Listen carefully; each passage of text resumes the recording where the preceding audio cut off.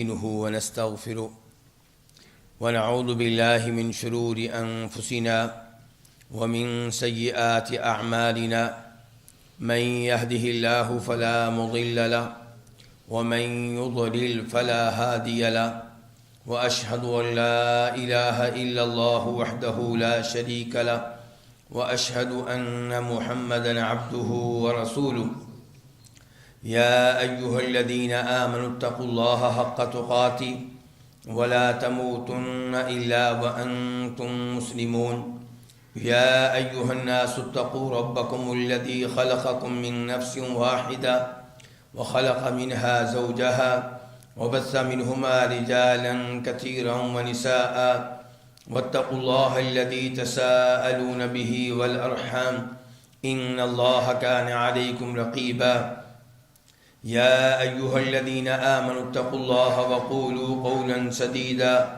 يصلح لكم أعمالكم ويغفر لكم ذنوبكم ومن يطع الله ورسوله فقد فاز فوزا عظيما أما بعد فإن خير الحديث كتاب الله وخير الهدي هدي محمد صلى الله عليه وسلم وشر الأمور محدثاتها وكل محدثة بدعة وكل بدعة ضلالة وكل ضلالة في النار۔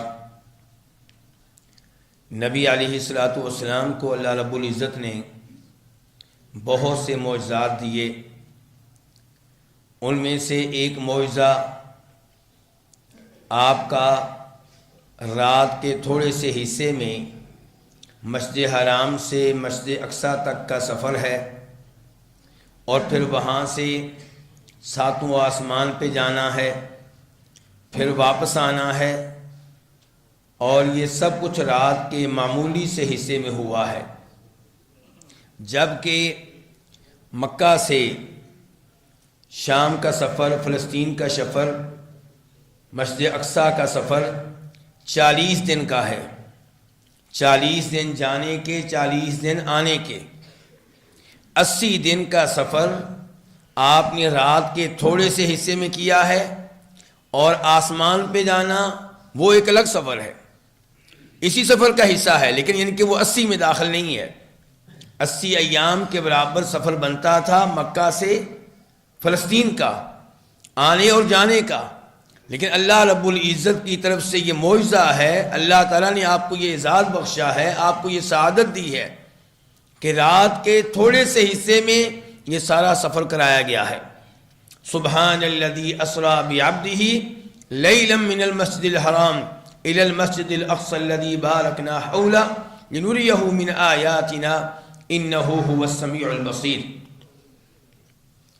اس سفر میں آپ کو براق پہ بٹھایا گیا، اور یہ ایک جانور کا نام ہے، سفید رنگ کا جانور تھا، اور اس کا پاؤں وہاں پہ پڑتا تھا جہاں تک ہماری نگاہ کا اختتام ہوتا ہے۔ یہ مسجد اقصی میں آپ کو لے کر گیا، اس کو مسجد سے باہر باندھ دیا گیا۔ نبی علیہ السلام نے مسجد اقصی میں 2 رکعتیں ادا کی، باہر نکلے تو جبریل علیہ السلام آپ کے لیے 2 برتن لے کر آئے، ایک برتن میں دودھ تھا، دوسرے برتن میں شراب تھی۔ آپ کو اختیار دیا گیا کہ جو آپ اختیار کرنا چاہتے ہیں کر لیں۔ آپ نے دودھ کا اختیار کیا، شراب کو اختیار نہیں کیا۔ تو آپ سے جبریل علیہ السلام نے کہا کہ آپ نے اس چیز کا انتخاب کیا ہے جو فطرت کے عین مطابق ہے، آپ کو اس معاملے میں اللہ نے ہدایت دی ہے۔ اگر آپ شراب کا انتخاب کر لیتے تو آپ کی امت گمراہ ہو جاتی۔ نبی علیہ السلام کو یہاں سے معراج کے ذریعے، سیڑھی کے ذریعے پہلے آسمانوں پہ لے جایا گیا، وہاں پہ آدم علیہ السلام سے آپ کی ملاقات ہوئی، انہیں سلام کہا گیا، انہوں نے آپ کا استقبال کیا، آپ کو مرحبا کہا۔ دوسرے آسمان پہ لے جایا گیا، آپ کی ملاقات جناب عیسیٰ علیہ السلام سے ہوئی اور جناب یحییٰ سے ہوئی، اور یہ دونوں خالہ زاد ہیں۔ تیسرے آسمان پہ آپ کی ملاقات جناب یوسف علیہ السلام سے ہوئی، چوتھے آسمان پہ آپ کی ملاقات جناب ادریس علیہ السلام سے ہوئی، پانچویں آسمان پہ آپ کی ملاقات جناب ہارون علیہ السلام سے ہوئی، چھٹے آسمان پہ آپ کی ملاقات جناب موسیٰ علیہ السلام سے ہوئی، ساتویں آسمان پہ آپ کی ملاقات جناب ابراہیم علیہ السلام سے ہوئی، اور ابراہیم علیہ السلام بیت المعمور کے ساتھ ٹیک لگائے ہوئے تھے۔ بیت المعمور ساتویں آسمان پہ اللہ کا وہ گھر ہے جس میں روزانہ عبادت کے لیے، نماز پڑھنے کے لیے فرشتے آتے ہیں، اور ایک وقت میں 70,000 فرشتوں کو اس میں داخل ہونے کا موقع ملتا ہے۔ لیکن جس فرشتے کا ایک بار نمبر آ گیا دوبارہ نمبر نہیں آئے گا۔ اس سے اندازہ لگا سکتے ہیں آپ کہ اللہ تعالیٰ کے فرشتے کتنی تعداد میں ہوں گے اور کتنی دنیا اللہ کی عبادت کر رہی ہے۔ اللہ ہماری عبادت کے محتاج نہیں ہے، کسی بھی مخلوق کی طرف سے اللہ تعالیٰ کسی عبادت کے محتاج نہیں ہے، لیکن انسان کے کیا محتاج ہوں گے؟ جبکہ وَإِن مِّن شَيْءٍ إِلَّا يُسَبِّحُ بِحَمْدِهِ وَلَٰكِن لَّا تَفْقَهُونَ تَسْبِيحَهُمْ، ایک ایک چیز اللہ کی تسبیح بیان کر رہی ہے۔ اگر میں اور آپ اللہ کی عبادت کرتے ہیں تو اپنا فائدہ کرتے ہیں، میں اور آپ اللہ کی عبادت کرتے ہیں تو اپنی جنت کے لیے محنت کر رہے ہیں، جہنم کی آگ سے بچنے کے لیے تگ و دو کر رہے ہیں۔ اللہ رب العزت کا ہماری عبادت میں کوئی فائدہ نہیں ہے۔ اس کے بعد نبی علیہ الصلوۃ والسلام نے اللہ رب العزت سے کلام کیا، براہ راست کیا، درمیان میں کوئی واسطہ نہیں تھا، لیکن اللہ کے نبی علیہ الصلوۃ والسلام کو اللہ تعالیٰ کے دیدار کا موقع نہیں ملا۔ اللہ کا کلام اللہ کی آواز میں سنا ہے، بہت بڑا اعزاز ہے۔ جیسے موسیٰ علیہ السلام نے طور پہاڑ پہ اللہ کا کلام اللہ کی آواز میں سنا تھا، لیکن وہ بھی اللہ تعالیٰ کو دیکھ نہیں سکے، کہتے رہے ربی ارینی انظر الیک، یا اللہ دل چاہتا ہے تجھے دیکھوں، لیکن یہ اعزاز انہیں بھی نہیں دیا گیا، اور ہمارے نبی علیہ الصلوۃ والسلام نے یہ اعزاز مانگا نہیں اور ملا بھی نہیں، اور اس دنیا میں یہ اعزاز کسی بھی انسان کے لیے ممکن نہیں ہے۔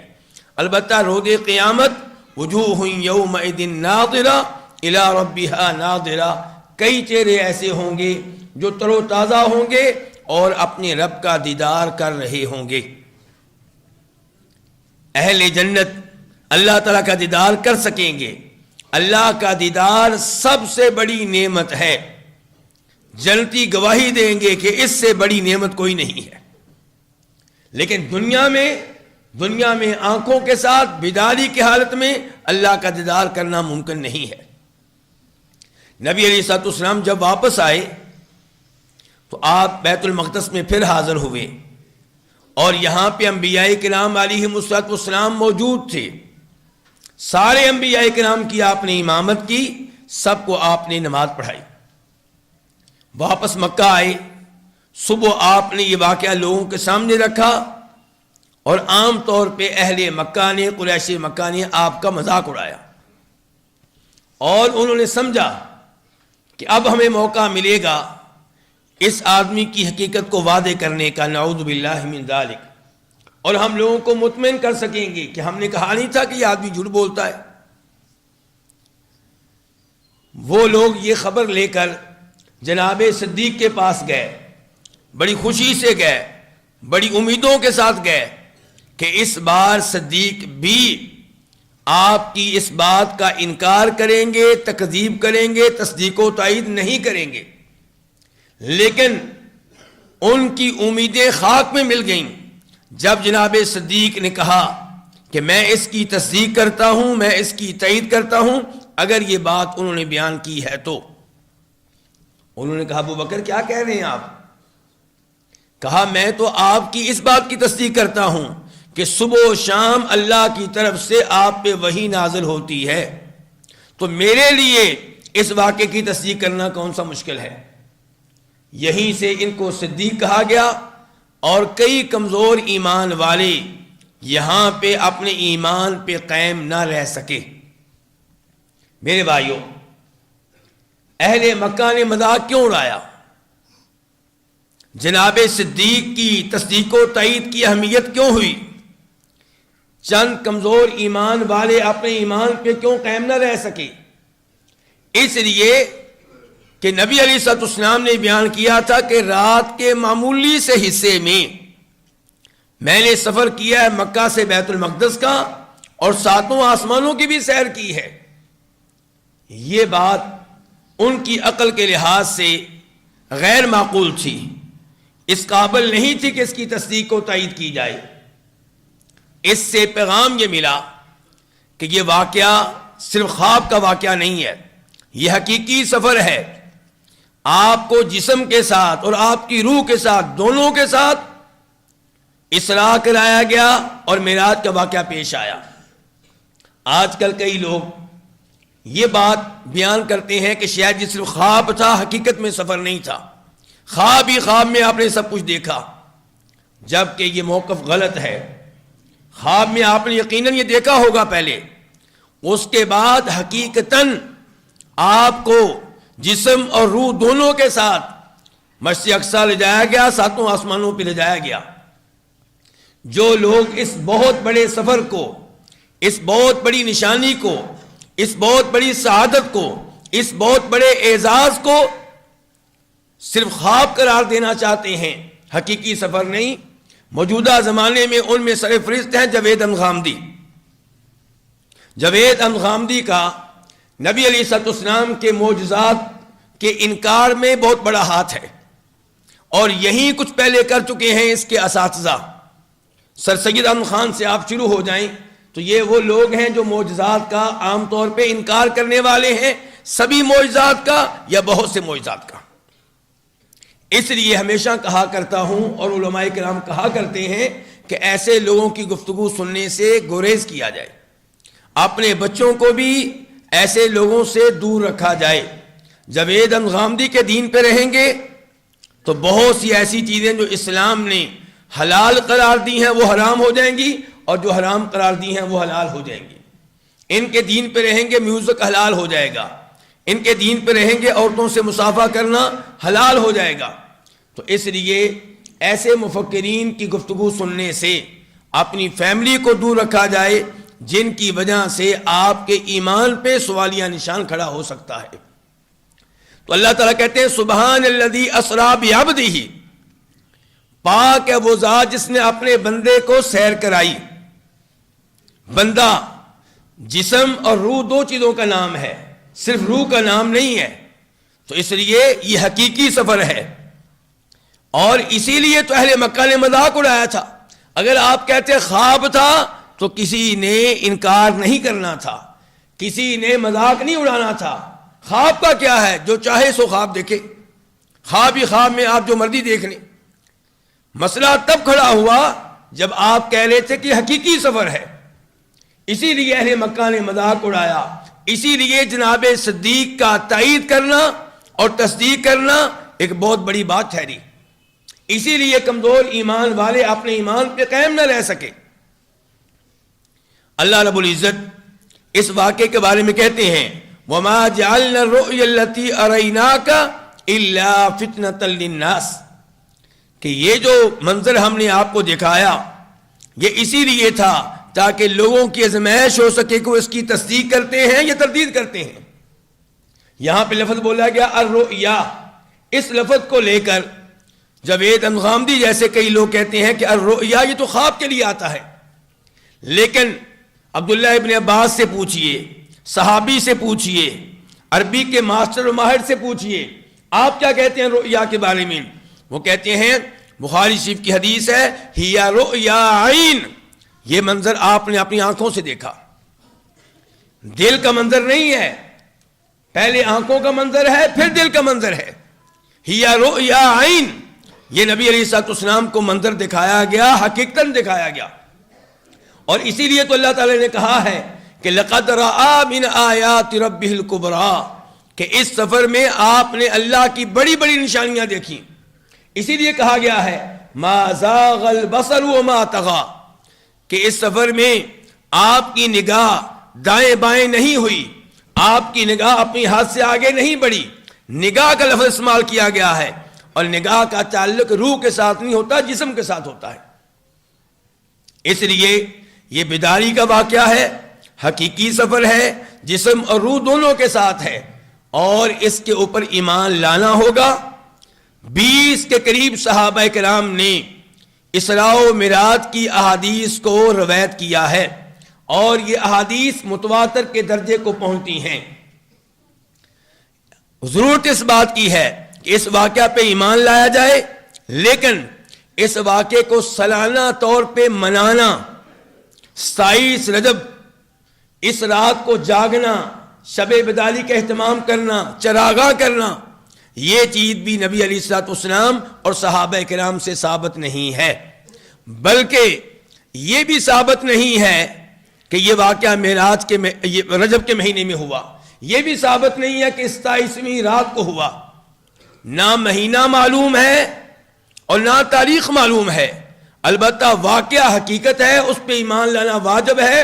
جو اس واقعے کا انکار کرے گا وہ مسلمان نہیں رہے گا، اور اس بات پہ بھی ایمان لانا ہوگا کہ یہ حقیقی واقعہ ہے، جسم اور روح دونوں کے ساتھ یہ واقعہ ہوا ہے۔ اس واقعے میں آپ نے اللہ کی بڑی بڑی نشانیاں دیکھیں۔ مثال کے طور پہ جبریل علیہ السلام کو ان کی حقیقی شکل و صورت میں دیکھا۔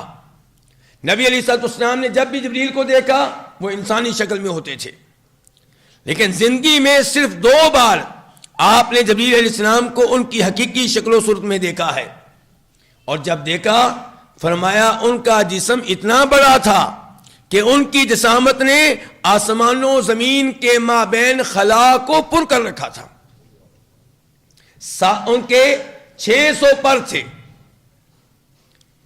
جبریل السلام کو دیکھنا کوئی معمولی بات نہیں ہے، تو آپ نے صرف 2 بار دیکھا ہے، اور دونوں کا تذکرہ قرآن کریم میں آیا ہے، وَلَقَدْ رَآهُ نَزْلَةً أُخْرَى عِنْدَ سِدْرَةِ الْمُنْتَهَى کہ نبی علیہ السلام نے دوسری بار بھی جبریل کو دیکھا، جبکہ جبریل اتر رہے تھے بیری کے پاس، وہ بیری جو 6 اور 7ویں آسمان پہ ہے، عِنْدَهَا جَنَّةُ الْمَأْوَى وہ بیری جس کے پاس جنت ہے، اِذْ يَغْشَى السِّدْرَةَ مَا يَغْشَى جب بیری کو ڈھانک رکھا تھا ان چیزوں نے جن چیزوں نے بھی ڈھانک رکھا تھا، مَا زَاغَ الْبَصَرُ وَمَا طَغَى تب ان کی نگاہ دائیں بائیں نہیں ہوئی، اور نہ نگاہ نے حد کو کراس کیا، نگاہ نے اسی کو دیکھا جس چیز کو دیکھنا چاہیے تھا۔ اسی سفر میں نبی علیہ السلام کے گھر کی چھت کو پھاڑا گیا، اسی سفر میں آپ کا سینہ چاک کیا گیا، آپ کے دل کو نکالا گیا، زمزم کے ساتھ دھویا گیا، اور پھر آپ کے دل کو حکمت و ایمان سے پر کر کے بند کر دیا گیا۔ اسی سفر میں آپ نے براق جیسے جانور کو دیکھا، یہ بھی اللہ کی عظیم نشانی ہے۔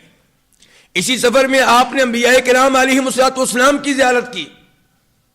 اسی سفر میں 7 آسمان دیکھے، جنت جہنم کو دیکھا، 4 نہریں دیکھیں، نہر کوثر کی زیارت کی، بہت سے جہنمیوں کو جہنم کی آگ میں دیکھا۔ تو آپ نے اس سفر میں اللہ کی بڑی بڑی نشانیوں کا مشاہدہ کیا ہے، لیکن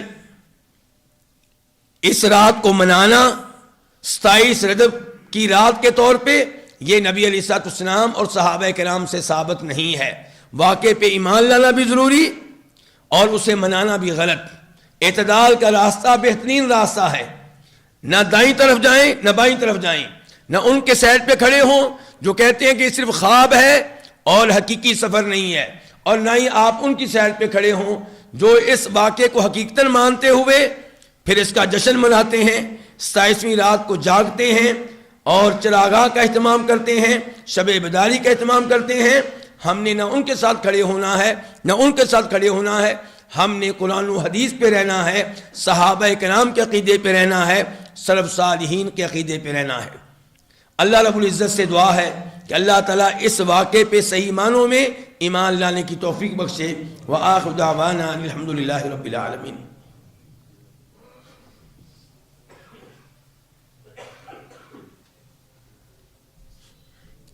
ان الحمد للہ نحمده ونستعینه ونستغفره ونعوذ باللہ من شرور انفسنا ومن سیئات اعمالنا من يهده الله فلا مضل له ومن يضلل فلا هادي له وأشهد أن لا إله إلا الله وحده لا شريك له وأشهد أن محمدا عبده ورسوله۔